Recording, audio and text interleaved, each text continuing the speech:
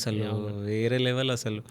So, location ఎక్కడది? అది మొత్తం ఫస్ట్ పల్లవి చరణం వరకు వచ్చేసి వేములవాడ ఆ చుట్టుపక్కల, ఓకే. అదే సిరిసిల్ల ప్లేస్లో. హ్మ్. సెకండ్ వచ్చేసి జగిత్యాలండి, ఓకే. జగిత్యాల సైడ్ తీసాం. హ్మ్.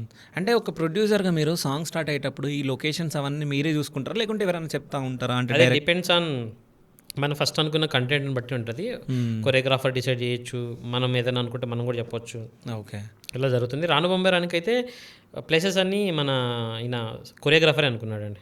ఓకే. ఆయన మొత్తం డిజైన్ దాంట్లో ఏ టు జెడ్ ఏదైతే విజువలైజ్గా మనం చూసినాం మొత్తం అంతా ఆయనదే.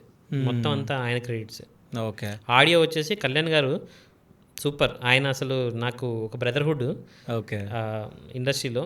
ఆయన సూపర్, మామూలుగా చేయలేదు. హ్మ్. ఇంకో ఫన్నీ థింగ్ ఏంటంటే మా మ్యూరేటర్ కళ్యాణ్ గారు ఏదైతే హిట్కి కొట్టాలి అని గట్టిగా దబదబా కొట్టేస్తాడో, మాకు చాలా ప్యాషన్గా చేస్తాడు. ఆ! ఆ సాంగ్ అంత రిజల్ట్ ఏమో అనిపించదు కానీ చాలా కామన్గా సర్లే బ్రో తీసుకోపోరు బ్రో అని ఒక పాట ఇస్తాడు. అలా ఇచ్చింది రాను బొమ్మరాను. ఓకే. అంత మేము దీని బిఫోర్ సాంగ్ ఎంత ప్యాషనేట్గా కాదు, తీసామంటే కళ్యాణ్ గారు కూడా చాలా బిజీగా ఉంటారంట కదా? ఈ ఇండస్ట్రీ ఫోక్ ఇండస్ట్రీలో టాప్ అదే. డైరెక్టర్ అండి ఆ! ఆయన. చాలా బిజీ ఆయన దీని బిఫోర్ మేము చేసిన సాంగ్ ఏదైతే ఏఎంఐ చేసావో హ్మ్.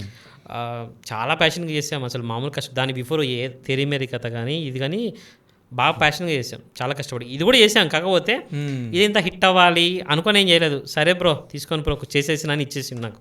ఓకే. కానీ అది సూపర్ డూపర్ బ్లాక్ బస్టర్ అయింది. హ్మ్.